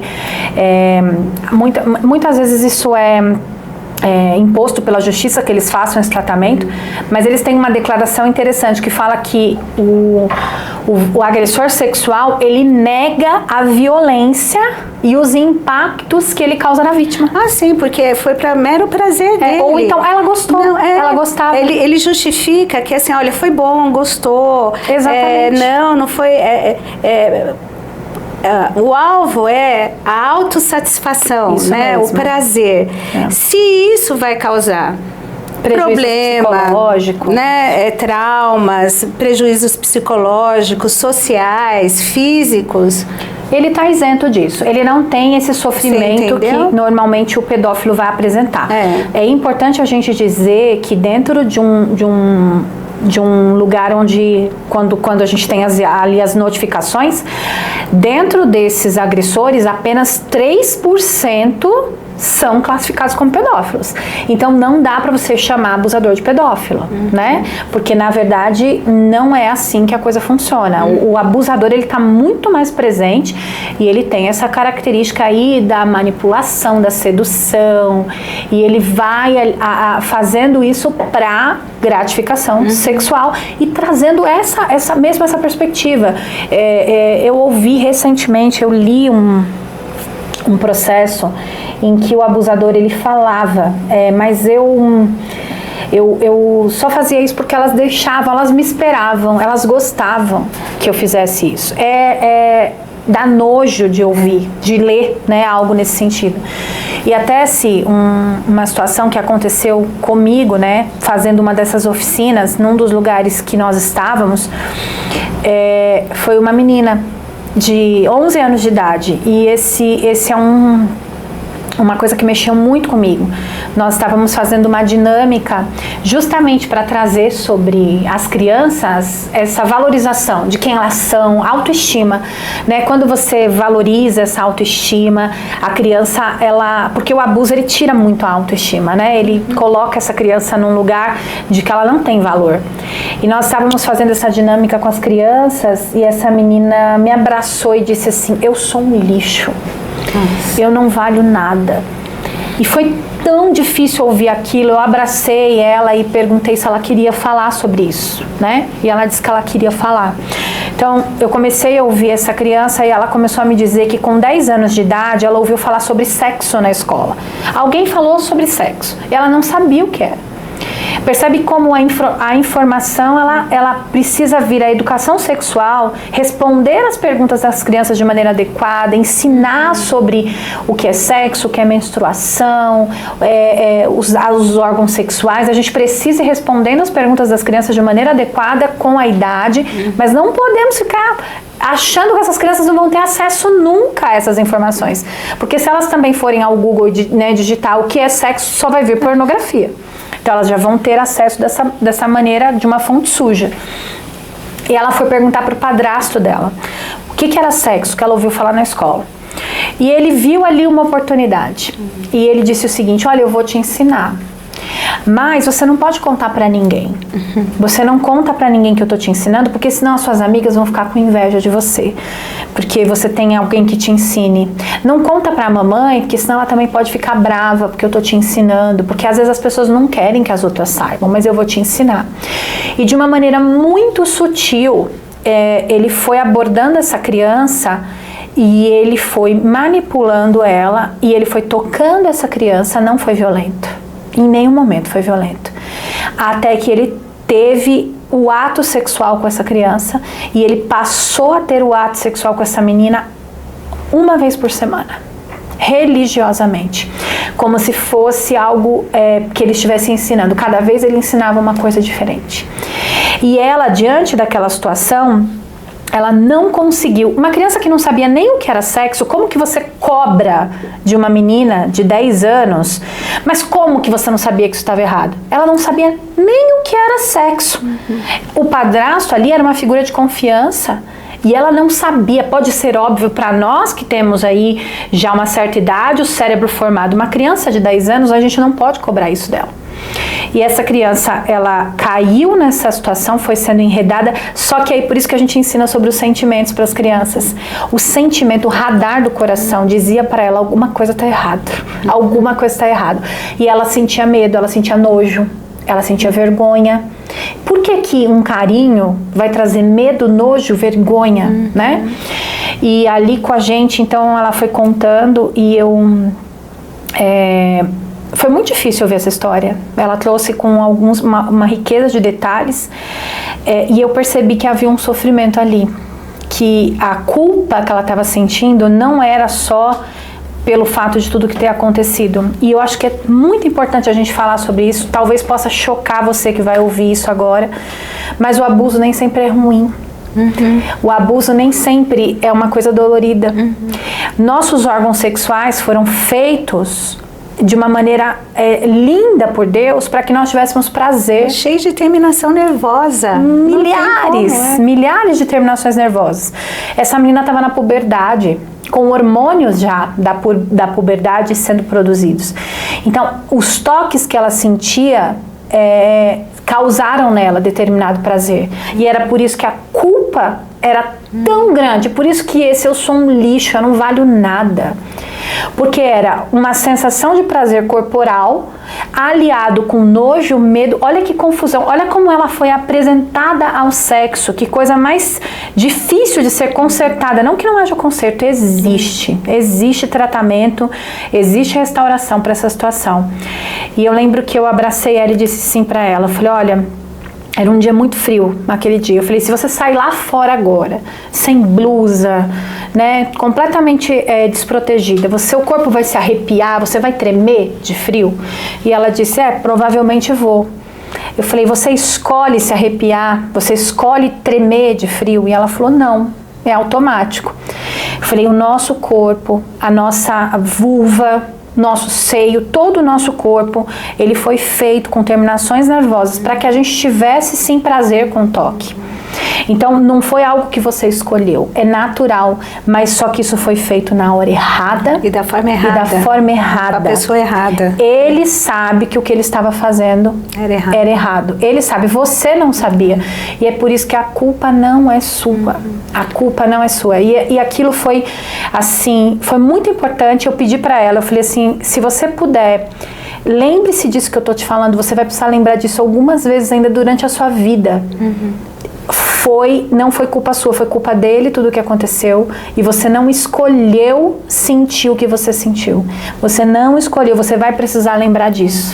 Renata, assim, apesar de ser algo forte, mas assim, que bom que você está trazendo essa ilustração, né, aí através dessa situação dessa menina, porque assim, no consultório eu já vivi várias vezes situação de mulheres que chegam, e aí quando, né, você chega e fala assim, olha, não foi culpa sua, né, o que você sentiu foi uma reação natural, tá? Tira um peso, né? Tira um peso assim de que, nossa, por tanto tempo eu achei que eu seduzi, né? Porque o abusador coloca isso, mas me seduziu, queria e tal. E não é verdade, não, né? Então, assim, isso tira um peso muito grande, né? É claro que é todo um processo. Isso mesmo. E assim, às vezes a repercussão a longo prazo de uma situação de abuso, mulheres que depois elas acabam tendo dificuldades para ter uma vida sexual lá com seus maridos. Prazerosa, né? Prazerosa. Como se fosse pecado. Como se fosse pecado, fosse algo sujo. Às vezes, assim, você vê como o corpo vai reagindo, né? Algumas tem memória. Algumas desenvolvem uma rigidez tão grande. Às vezes, vaginismo, não estou dizendo que todo vaginismo seja fruto de abuso, mas tem algumas coisas que a gente começa a ir vendo, né? Eu lembro de uma situação que eu falei para a pessoa, eu falei assim, olha, o teu corpo tem memórias. Isso. E está na hora de trazer memórias boas, né? Construir uma memória boa, né? Às vezes as mulheres, elas não se permitem sentir prazer. No casamento, eu já ouvi relatos também como esse. No casamento, né, com um marido que é carinhoso, que a trata bem, ela não se permite sentir prazer, porque pelo fato dela ter sentido algum tipo de prazer nos toques do abuso, elas não se sentem dignas, é inconsciente, mas elas não se sentem dignas, né? Então mulheres que nunca experimentaram o orgasmo, porque elas não se sentem dignas de se entregar àquela relação, não só o orgasmo, mas o prazer de uma forma geral dentro da relação sexual. E às vezes até assim, da construção de intimidade com o marido, né? Porque de alguma forma aquele é um homem que lembra outro homem, claro que né, situações totalmente diferentes, pessoas totalmente diferentes, mas às vezes vem tem uma raiva, né? E aí tudo isso Gatilhos, precisa ser, né? são os gatilhos, precisa ser trabalhado, precisa ser... São tantas consequências, né? A gente está falando aqui de consequências na área sexual. Isso, fora as outras. Fora consequências que às vezes a gente não associa, que são relacionadas ao abuso, e que não são nem na área sexual, né? É na vida profissional. Existem mulheres, assim, claro que aqui, nada do que nós estamos dizendo é generalizado, tá? Não todas as mulheres que tenham essas determinadas dificuldades sofreram abuso, mas alguns traumas na vida podem levar para esse lugar. Mas mulheres que não têm autoconfiança, porque ela foi destruída nessa autoconfiança quando ela sofre um abuso. Então, o que isso pode impactar? São pessoas que têm dificuldade para falar em público, são pessoas que têm dificuldade para acreditar em si mesma quando estão fazendo ali um trabalho, são pessoas que às vezes não conseguem, parece tão desassociado isso, mas não conseguem dirigir. Mulheres que não conseguem dirigir porque elas, de uma maneira implícita, ali está registrado que ela não tem controle sobre situações. Então, são muitas as consequências. Obesidade, não estou dizendo que toda obesidade é por conta de abuso, mas há casos de obesidade porque é uma proteção, né? Porque se o meu corpo atrair o outro, então eu não quero ser vista, eu não quero causar essa atração. Gente, para a pessoa ter esse tipo de percepção, demora anos. É verdade. Né, para ela conseguir digerir e entender porque ela desenvolveu aquele tipo de proteção que na verdade não protege, né? Eu vi recentemente naquele programa Quilos Mortais, né? Você está trazendo isso, eu lembrei. Uma mulher que ela estava numa situação de obesidade mórbida, já com mais de 250 quilos, já não conseguia mais se movimentar, precisava de cadeiras de roda, enfim. E ao passo que ela foi passando por aquele processo e com terapias, ela começou a trazer então à tona as situações de abusos assim generalizados que ela sofreu na infância, não só de uma pessoa, mas de várias pessoas, e ela começou a lembrar com muita clareza que ela comia para esquecer e de uma maneira inconsciente, quando ela não conseguia chamar atenção por causa que ela estava ficando maior e as roupas que ela usava já não eram mais as mesmas, aquilo trazia um certo alívio para ela. Então ela foi comendo cada vez mais para que a gordura fosse naquele momento ali uma capa de proteção. Claro que é como você disse, não é sempre que isso tem esse pano de fundo. Mas é importante a gente trazer, porque muitas vezes as pessoas associam as consequências do abuso só à área sexual. E não é. Ela pode ir muito mais além e trazer muito mais prejuízo. E por que é importante a gente saber das consequências? Porque quando a gente entende o problema, sabe o que ele pode causar, isso talvez traga pra gente uma força maior, né, para buscar prevenir. A gente conheceu, por exemplo, agora a força do Covid-19. Nós estávamos despreparados para ele, completamente despreparados. Quando a gente viu a força que ele tem, as consequências que ele traz, o que nós fomos agora fazer? Correr atrás.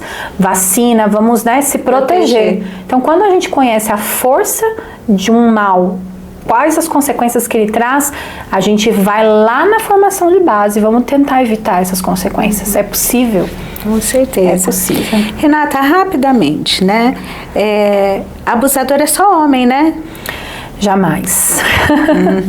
Jamais. E é muito importante a gente falar disso, porque as mulheres, as notificações em relação a mulheres, ela é muito menor, porque existe uma estimativa de que mulheres abusam mais de crianças de 0 a 4 anos de idade. E esse é um fator importante, porque as crianças menores, elas falam muito menos, elas entendem muito menos, né, do que está acontecendo ali. Mas mulheres também abusam. A gente tem aí um caso que foi muito estarrecedor, que foi de uma professora que abusou de mais de 20 crianças numa escola, Tia Rosa, isso tá na internet, se você quiser procurar.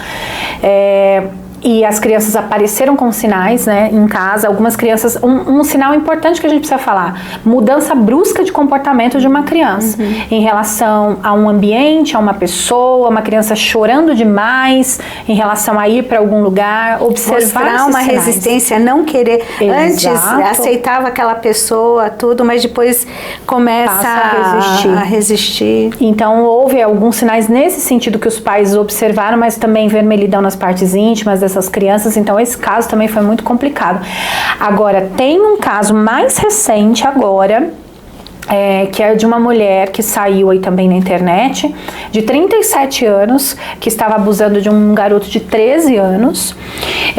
Como que ela fazia isso? Com uma aliciação também, manipulação. Ela vendia produtos de beleza, então ela dava perfumes para ele, ela dava celular novo, enfim, fazia essa manipulação com ele. E aí, eu achei interessante porque assim, eles divulgaram que ela tinha um canal no YouTube de produtos, que ela fazia ali essas interações com o público, e eu fui procurar, eu fui atrás desse canal para ver, assim, e ver um pouco dessa interação que ela fazia, enfim. Quando eu cheguei ao canal, eu me surpreendi, Simone, com os comentários das pessoas no vídeo, porque eles diziam assim: ô, moleque de sorte, hein? Na minha época, quando eu tinha 13 anos, não me apareceu uma dessa. E os comentários foram rolando. Eu printei esses comentários, inclusive, assim, porque eu fiquei inconformada com aquilo. E aí, eu sei que vinham assim, ó, um de uma mulher, inclusive uma mulher falou: esse aí vai ter história pra contar. Outros diziam assim: como que faz pra ser seu vizinho? Quando eu tinha 13 anos eu não tinha uma vizinha dessa. Aí o outro falou assim: moleque não sabe guardar segredo, perdeu. Enfim. Então, uma coisa que eu acho que é importante a gente falar aqui, é que às vezes o abuso sexual contra meninos é visto como vantagem. As pessoas olham, principalmente se vem por parte de uma mulher, ele é visto como vantagem. E esse garoto, por exemplo, que interrompeu, eu não sei exatamente como ele contou, se foi os pais que perceberam tudo, ele vai ser muitas vezes agora oprimido porque ele contou, poxa, e vão colocar em xeque a sexualidade, vão falar que existe aí alguma tendência homossexual, e aí existem aí alguns mitos em relação a isso que desprotegem demais o menino. E até, olha como a gente precisa pensar, os dados eles apontam para que 88% dessas notificações que são feitas são de meninas. E os demais são de meninos. Só que isso não é verdade, os meninos contam muito menos, principalmente quando o abuso vem por parte de uma mulher.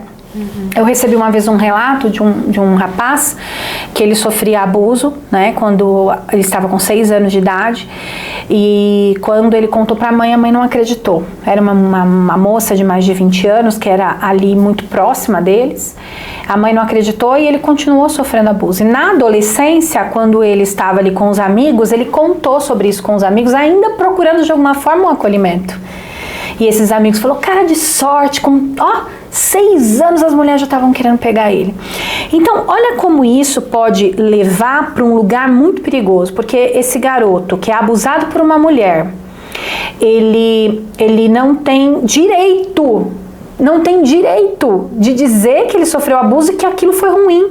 Se é uma moça, se é um homem de 37 e uma menina de 13, a gente já estava, né, caindo de pedra em cima, né? Porque é crime do mesmo jeito. Não diminui o crime. Mas o menino deixou, ele quis. Existe uma lei, né? A lei 217A do Código Penal. Não existe consentimento para menores de 14 anos. Qualquer interação de ato sexual, ato libidinoso com um menor de 14 anos é crime.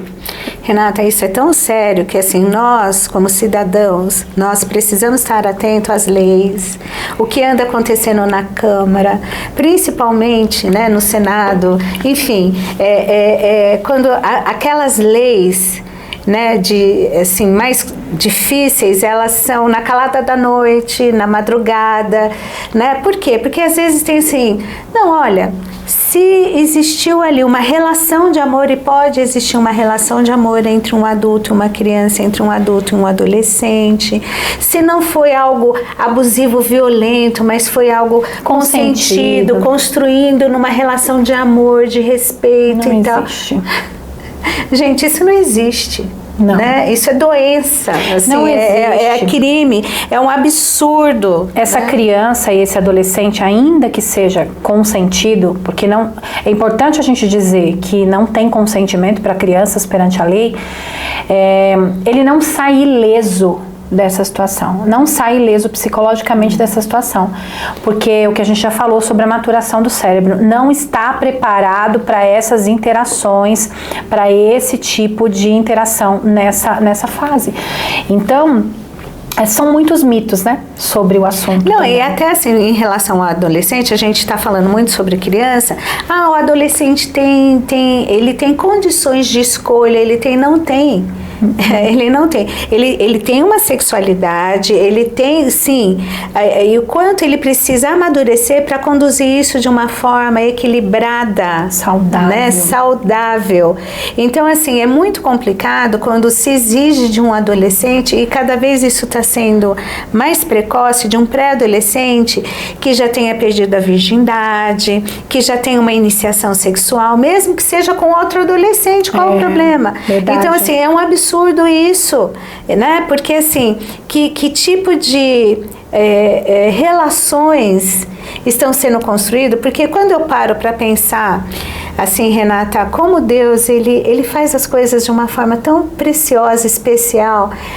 Deus não fez o sexo, né, masculino, feminino, né? Ele não fez para simplesmente ali para colocar, não, fez com uma função, ele fez com uma função, e uma função de prazer, de você poder usufruir disso de uma forma protegida, saudável, de uma forma que traz completude para o relacionamento, enfim. Agora, é muito triste quando a gente vai vendo quanto isso está se deteriorando, né? Porque começou da forma errada, foi exposto da forma errada, e depois para você as dificuldades, porque aí sempre vai precisar de mais artifícios para se conseguir o prazer que deveria ser natural. A pornografia tem feito muito isso. Muito estrago, muito estrago. E para mim, Renata, é muito triste quando eu vejo profissionais endossando esse tipo de coisa, porque hoje, né, mas tá sendo rígido, é por causa da religião, não, hoje a ciência mostra os malefícios da pornografia na mente de uma pessoa. Isso mesmo. E o preço que essa pessoa paga na vida dela, né? Então, quer dizer, isso as pessoas não... Então, como precisa haver a conscientização e a percepção do cuidado que tem que se ter, porque a gente quer que as pessoas possam usufruir disso de uma forma linda, prazerosa, da forma como Deus criou para ser. E o sexo realmente, né? Ele é algo tão lindo que Deus fez, e tem tanto tabu em cima dele por conta de tantas questões que vieram antes, né, na vida da pessoa. Pode ser por abusos, pode ser mesmo ali por uma rigidez na família que tinha dificuldade de falar sobre isso, vergonha, enfim. E a gente vê as pessoas não usufruindo disso. E aí, hoje, com essa facilidade da tecnologia, nós temos visto, e eu vou dizer para você, né, a gente também na igreja, a gente tem percebido pessoas aprisionadas na pornografia. Aprisionadas, assim, e é muito importante isso que você falou, porque é pecado, porque é imoralidade sexual. Sim. Paulo coloca isso de uma maneira muito clara. Então, toda a imoralidade sexual, ela vai levar a gente por esse caminho, né, de você se afastar mesmo das coisas que o Senhor traçou para nós.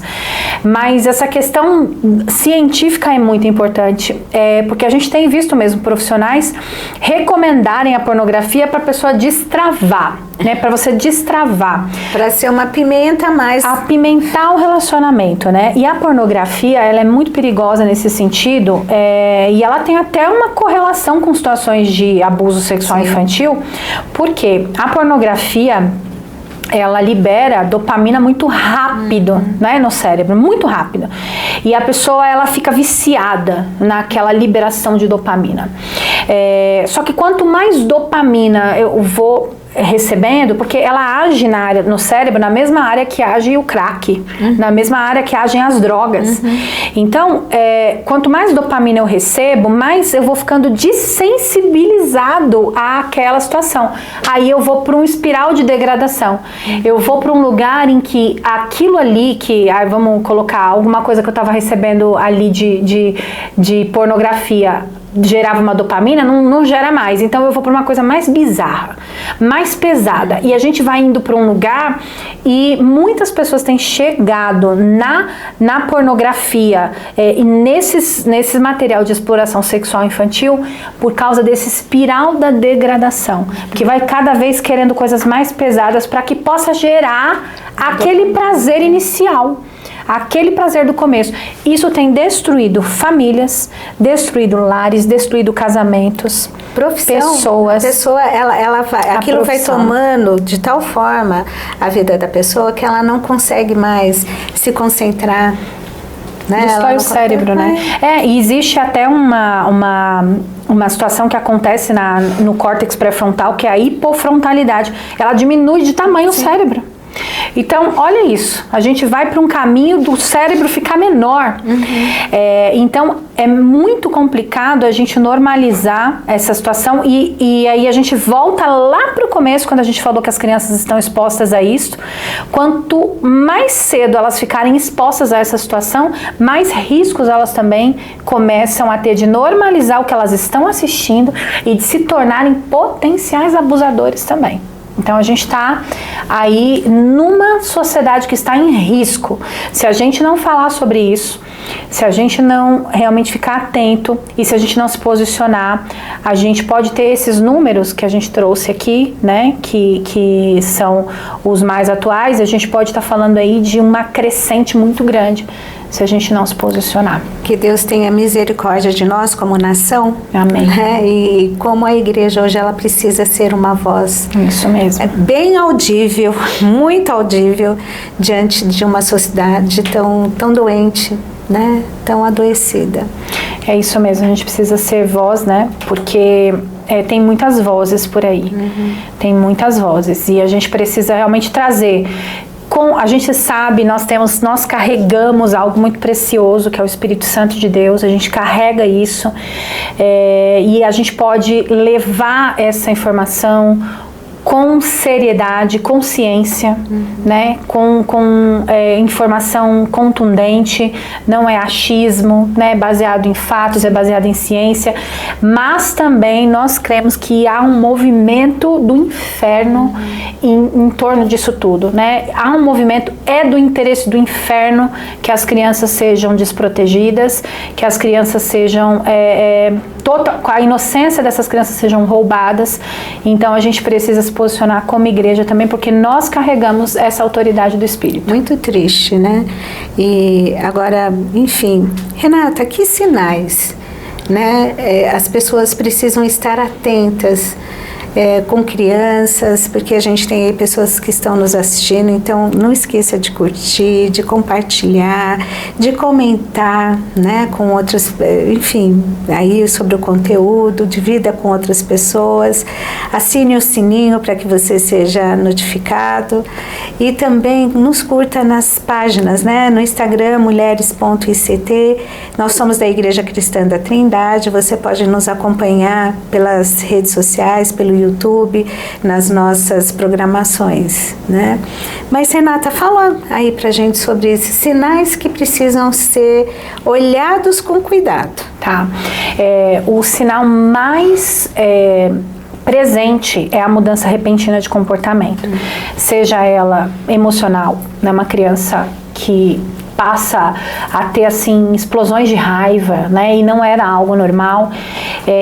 Crianças que passam também, a gente falou disso um pouquinho, rejeitar lugares ou pessoas que antes isso não acontecia.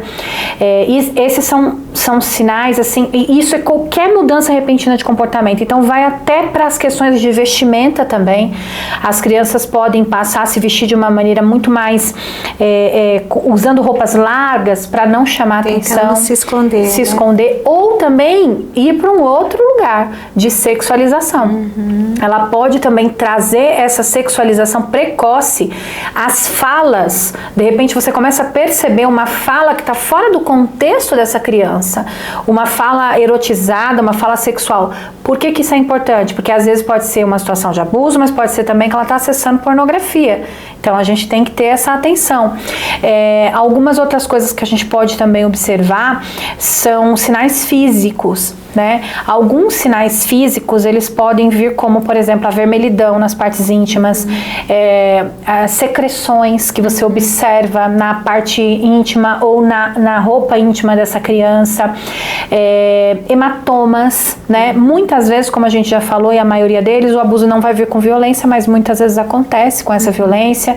Então, observar esses hematomas, essas vermelhidões. Algumas crianças podem apresentar, inclusive, dores no baixo ventre, dores de barriga, infecção urinária muito frequente, repetitiva, não conseguir também controlar as fezes, né? Esse esfíncter, se tiver acontecendo aí uma violência sexual anal, ela pode estar sendo prejudicada no controle dos esfíncteres. Então, esses são sinais físicos que a gente pode observar, né? Agora, a criança, existe uma frase muito interessante que fala que a criança, ela nem sempre vai usar palavras, né? Essa frase da Leiliane Rocha. A criança nem sempre usa palavras para comunicar que ela sofreu abuso, mas ela vai dar esses sinais. A frase não é exatamente assim, mas é isso que ela quer dizer. Nem sempre ela vai usar palavras. E a gente precisa estar atento ao comportamento mesmo, né? Porque às vezes os sinais, eles são sutis. Até a criança conseguir verbalizar pode demorar um pouco. Então, às vezes os sinais, eles são sutis, eles estão ali e a gente precisa observar as emoções. Se está havendo aí uma coisa de querer comer demais, de querer comer de menos, se essa criança está ficando muito pesadelo, volta a fazer xixi na cama, né? Algumas crianças retrocedem nesse sentido. Então a gente precisa estar atento. Se essas coisas estão acontecendo, poxa, meu filho está sofrendo abuso. Nem sempre. Pode. Chegue perto, comece a prestar atenção, né? Porque, óbvio, às vezes a criança, ela vai apresentar alguns desses sinais e não necessariamente está ligada a abuso, mas alguma coisa está acontecendo. Alguma coisa está acontecendo e precisa ser olhada, a criança precisa ser ajudada, né? Você precisa entender o que está acontecendo. Para quem é professora, é muito interessante a gente observar também os desenhos das crianças nas escolas, né? Eu recebo alguns desenhos de professoras e como os desenhos quase que eles saltam alguma situação. Agora, uma coisa importante, tá? A gente precisa observar o desenho, mas sentar com a criança e ouvir a história do desenho. Não é só deduzir. Isso aqui é um órgão genital, isso aqui não. Ouve a história, né? Do desenho da criança, enfim. Até recentemente eu ouvi uma história de uma professora que pegou um desenho e ficou assustadíssima, porque no desenho era a família inteira e tinha como se fosse uma corda no pescoço assim que subia. E aí a professora falou, meu Deus, que essa criança está com ideação suicida, porque olha esse desenho, chamou um monte de gente, né, para mostrar o desenho, todo mundo ficou alarmado. E na verdade era só um final de semana que eles tinham ido fazer um mergulho, estavam todos eles com aquela máscara de mergulho que estava saindo para fora. Então é importante você ouvir a criança. E quando você ouve, você vai trazendo os elementos, né? E você vai entendendo algumas situações. E as crianças falam muito através dos desenhos. Elas colocam, elas põem emoções, as brincadeiras. Então. Algumas brincadeiras com tom sexualizado. Teve uma situação que de uma criança, né, que chegou até nós também, que ela fazia um movimento no travesseiro. O movimento da relação sexual, só que a gente está falando de uma criança de 2 anos. Então, ou ela pode estar vendo alguma coisa, ela pode ter visto algo, ou ela pode estar sofrendo aquela situação. Então, são sinais que nem sempre vai ser uma receita de bolo, para todas as crianças vai apresentar aquele sinal, mas eles são importantes. Então, se a gente puder falar de um só, a mudança repentina de comportamento, seja ela em qualquer área. Porque se você conhece o seu filho, quando há uma mudança muito, assim, sabe, de um polo a outro, né, assim, você fala, não, peraí, né, é um sinalizador, deixa eu olhar para isso. E ao olhar para isso também, que eu acho que é importante que a gente fale aqui, eu sei que talvez, né, se de fato uma situação de abuso estiver acontecendo, vem aquele choque, o que fazer, então assim, sim, tem coisas que, né, você precisa fazer, a notificação, proteger a criança da situação de abuso. Se é uma pessoa que frequenta a tua casa, essa pessoa não vai mais poder ter esse acesso. Às vezes a criança tem medo, né, já foi falado aqui, porque a pessoa ameaça, fala assim, olha, se você contar, eu vou dizer que é mentira, ou se você contar, eu vou matar os seus pais. Verdade. Então, quer dizer, trabalhar com a criança algumas coisas assim, olha, isso não é verdade. Até assim, o que é segredo? Quando eu mantenho um segredo e quando eu não devo manter um segredo, né? Isso mesmo. Esse é um dos princípios da educação sexual. Isso. É uma das coisas que nós trabalhamos com as crianças também, de maneira lúdica, né? A gente faz isso de uma forma lúdica, a gente põe uma caixa bem grande, com um papel de presente, falando que ali dentro tem algo que é muito importante, que é um segredo. Mas a gente vai levando para elas esse entendimento de que quando um segredo é legal e ele pode ser guardado, que é um segredo que tem dia e hora para acabar como uma festa surpresa, né?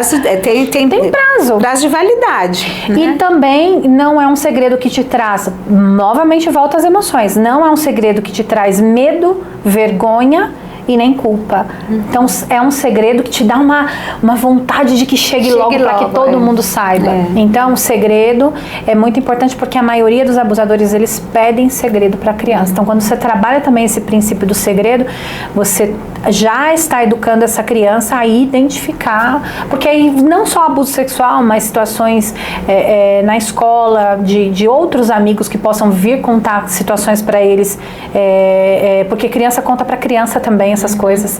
Então o seu filho também precisa identificar quando um amigo está precisando de ajuda e quando não é para guardar aquele segredo do amigo. Né? E também, né, Renata, assim, que eu acho importante, não fique inquirindo a criança assim, a te dar o relatório com riquezas de detalhes, explicando tudo. Vai ter os profissionais que vão entrar e fazer isso, porque senão é um abuso em cima de outro abuso. Revitimiza. Pois é, e aí isso acaba sendo muito ruim, né? Eu entendo que vocês vão precisar de ajuda, né? Como lidar com isso, como conduzir isso, e vai ser um processo. Né? Então, essa é uma parte importante, né, de como reagir diante de um relato. Como você reage diante de um relato de uma criança, sendo ela sua criança, seu filho, ou uma outra criança que está ali diante de você, uma criança da igreja, uma criança na escola que você trabalha, enfim. Algumas coisas são muito importantes. Não ficar pedindo esses detalhes são muito importantes. A criança precisa falar o que ela está preparada para dizer. A gente não pode dizer para a criança, por que você está contando isso agora? Por que você disse isso agora? Aconteceu 1 mês, 2 meses, 1 ano. Tem adultos, Simone, que não contaram nunca. Né? Eu conheço pessoas que estão quebrando o silêncio com 40, 50, 60 anos de idade. Então, a criança, ela não pode ser questionada dessa forma, porque quando a gente faz esse questionamento, é como se você estivesse duvidando da criança. Também incitar algumas provocações do tipo, será que não foi brincadeira? Você tem certeza que isso aconteceu? Porque quando você traz essa fala, você traz para a criança uma dúvida. Já é muito difícil. Então, a gente precisa ouvir com a menor interferência possível, acolher, dizer para ela que a culpa não é dela, que você está ali para proteger, que você acredita no que ela está dizendo. Abra o espaço para que ela te conte o que ela está preparada para contar. Não minimizar o abuso, né? Do tipo, mas como foi que aconteceu? Colocou a mão onde? Ah, mas foi só por cima da roupa, graças a Deus. Então, não foi tão grave. Então, a gente não pode fazer esse tipo de... Eu entendo que quando a gente está ouvindo um relato, normalmente isso é indigesto, normalmente isso é muito difícil de ser processado, ainda mais quando você está envolvido emocionalmente. Mas a gente precisa entender que ali começa um processo já. A forma como essa criança... Lembra que eu falei dos fatores de impacto? Um dos fatores de impacto das consequências é como essa criança é acolhida no momento do relato. Quanto mais acolhimento ela tem, mais essa percepção de proteção, maior é a chance daquele momento ali já ser o caminho para o processo de restauração. Então, proteção não é exposição, né? Então, também, agora conta para essa pessoa, tudo que você me contou, agora conta para essa, agora conta para essa.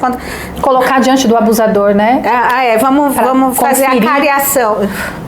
A gente não pode fazer isso de jeito nenhum. Nem a justiça faz isso. Não. Nem a justiça. Nem a justiça faz isso. Exatamente. Então, é muito importante até saber dos direitos, né? Quando você faz uma notificação, é direito da criança ser ouvida uma única vez. É direito, existe a lei do depoimento especial.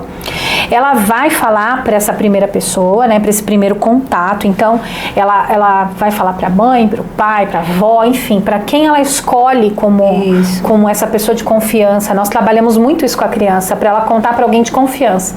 Não adianta eu dizer, né, conta para o seu pai, para sua mãe, que pode ser o pai e a mãe que está abusando. Então, fazemos elas pensarem também quem é essa pessoa de confiança, quais as características dessa pessoa de confiança. É alguém que ouve, é alguém que acredita, é alguém que me protege. Então, a gente faz essa criança criar um repertório na mente de quem são as pessoas de confiança. Então, quando essa criança traz essa informação e a notificação vai ser feita, é importante saber que a gente tem de alguns direitos, né? A gente tem direito, por exemplo, de que essa criança, quando vai ser levada à justiça, seja ouvida uma única vez, que é o depoimento especial. Né? Acontece muitas vezes de nós irmos para alguns lugares, aí o delegado quer ouvir, aí depois não gravou, aí quer ouvir de novo, outra pessoa quer ouvir, outra... O depoimento especial garante que essa criança seja ouvida uma única vez, é feita a gravação e ela não precisa falar novamente porque isso revitimiza. Um outro direito também é que o exame sexológico, que é feito para verificar se há rompimento de ímen, no caso das meninas, ou se há alguma dilaceração, enfim, ou material genético, esse exame só pode ser feito se for comprovado a eficácia desse exame para aquele momento. Uma criança que vem e traz a informação que alguém passou a mão nas suas partes íntimas, não há necessidade desse exame ser feito. E antes nós tínhamos quase que a obrigação de fazer esse exame, ele era obrigatório e isso impedia muita gente de fazer também a notificação, porque esse exame ele meio que repele as pessoas de fazerem, embora não seja algo também, não é o fim do mundo esse exame, é um exame ginecológico, mas não existe a necessidade de colocar a criança nessa situação se não houver realmente relatos da criança que levem a essa necessidade desse exame. Então acho que são coisas importantes até da gente saber, porque eu ouço muita gente falando, não vou notificar porque eu não quero expor, eu não quero deixar ela ficar falando para todo mundo, eu não quero que ela passe por essa situação de exame. Eu entendo tudo isso, né? Eu entendo, mas existem leis que nos protegem também em relação a isso. Quando a gente tem a informação e a gente chega com ela, dificilmente alguém vai nos obrigar a fazer algo quando a gente tem a informação. Sim. Mas é muito importante a notificação, não só pelo caráter pedagógico, né? de que outros abusadores vejam também que a lei está sendo aplicada, né? Cumprida, mas é importante para que ele seja parado, e ela é importante também para que a vítima tenha a chance de compreender de verdade que a culpa não foi dela, né? E o processo de restauração, ele começa a partir daí. Nós precisamos fazer aquilo que tem que ser feito, ainda que a justiça não faça, ainda que o abusador até seja inocentado lá na frente, nós precisamos fazer o que precisa ser feito. E aí, assim, né, Renata, através do Reaja, existem os treinamentos, tanto para os adultos quanto para as crianças, que eu acho que é importante. Você pode levar isso para a sua igreja, para a sua instituição, para a sua escola, você pode levar isso para o seu condomínio, junta ali as famílias, né? Fala, não, gente, vamos aqui investir num conhecimento, numa segurança, vamos criar aqui uma rede de segurança, de proteção às nossas crianças e adolescentes. Então você pode, através do Reaja, fazer isso, né? Ter esse treinamento, como lidar com a situação, ajudar as crianças também a entenderem possíveis situações de abuso e como se protegerem. Então acho que isso é um investimento necessário, muito importante, que é para a vida, né? Então não se esqueça disso. Você pode estar fazendo isso. Já a Renata vai passar aqui os contatos dela para que você possa estar seguindo a Rê no Insta, conhecendo um pouco mais do Reaja, enfim, então isso é importante. Não se esqueça, né, de fazer o monitoramento das redes sociais. A gente não falou muito aqui sobre o cyberbullying ou enfim, as situações de abuso através da internet, que são muitas, mas coloque aí aplicativos que você possa fiscalizar e acompanhar o que os seus filhos estão acessando, quem está, né, bloquear acesso fácil. Hoje tem muitos dispositivos de proteção, então vai em busca de saber isso, de estar acompanhando a vida aí dos seus filhos e estar atento como família para proteger mesmo, né? Porque infelizmente, gente, a gente vive numa sociedade muito doente, né? E nós precisamos ter esse cuidado, porque você é importante. Talvez ao ouvir aqui hoje essa conversa, esse bate-papo, talvez aí muitas fichas estão caindo dentro de você, né? Algumas, né, questões, né, tá se jogando luz. Nossa, olha isso, eu passei por isso, eu não tinha noção.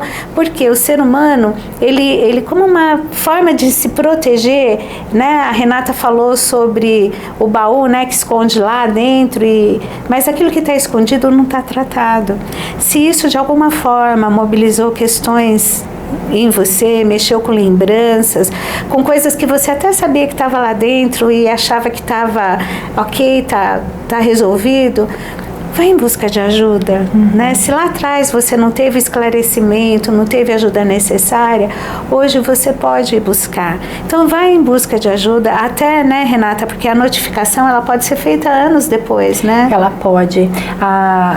Nós temos, graças a Deus, aí houve uma modificação na lei em 2012, a Lei Joana Maranhão, que traz a possibilidade de que a notificação ela seja feita até 20 anos após a vítima fazer 18. Então, a vítima tem até 38 anos de idade para que ela possa notificar numa situação de abuso, porque a lei entendeu que a criança não tem muitas vezes conhecimento, e às vezes diante de um vídeo como esse aqui, ouvindo uma informação, você acaba sabendo que você passou por uma situação de abuso, e você vai ter essa consciência para que você possa notificar. Então, até 38 anos de idade, se o abuso aconteceu de 2012 para cá, né?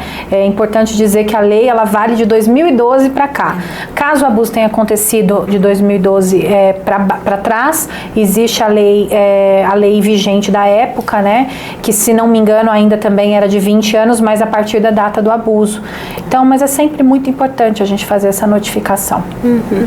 Então, queridos, queridas, que Deus abençoe a sua vida. Eu espero que tudo isso que a gente falou possa estar contribuindo contribuindo na sua vida e a sua vida contribuir para outra vida, né? Eu gosto sempre de pensar nessa propagação, né, que o conhecimento traz. É verdade. E que, principalmente, você é importante, você é precioso, preciosa, especial para Deus. Deus faz parte da nossa caminhada, Ele entende as nossas dores melhor do que ninguém. E Deus entende a sua dor.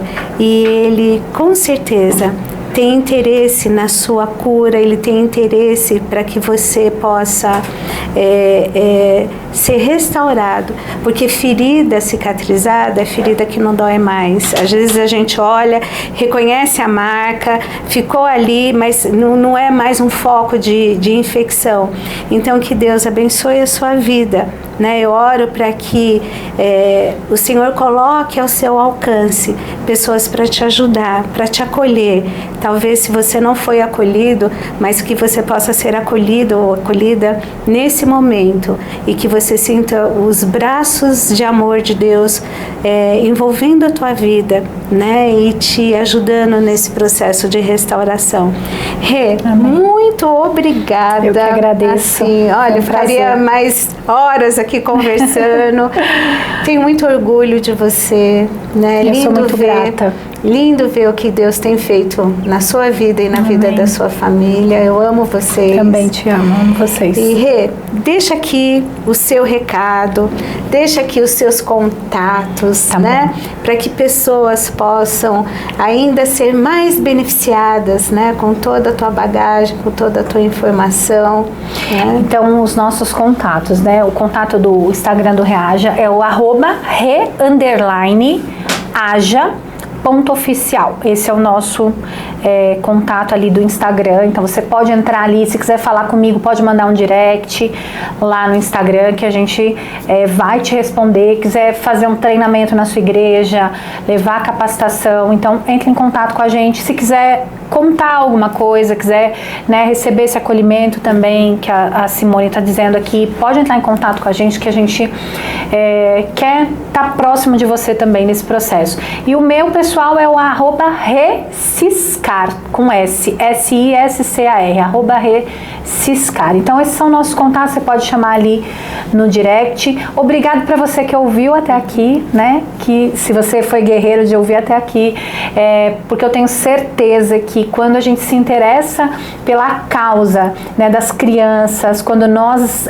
colocamos o olhar, quando nós trazemos luz para a causa das crianças, né, nosso coração ele está realmente conectado com aquilo que interessa a Deus também. Então que bom que você veio até aqui e que você possa colocar em prática e em busca de mais conhecimento. Quanto mais pessoas nós temos sabendo a respeito desse assunto, nós estamos espalhando agentes de prevenção para todo lugar, para que estejam ali sendo os olhos de Deus, né, onde eles estiverem, para que as crianças sejam protegidas. Com certeza. Então, aprendendo com elas, né, dessa semana, trazendo aqui informação, abuso, conhecimento e proteção, caminham juntos. É verdade. Que Deus abençoe a sua vida e até a próxima.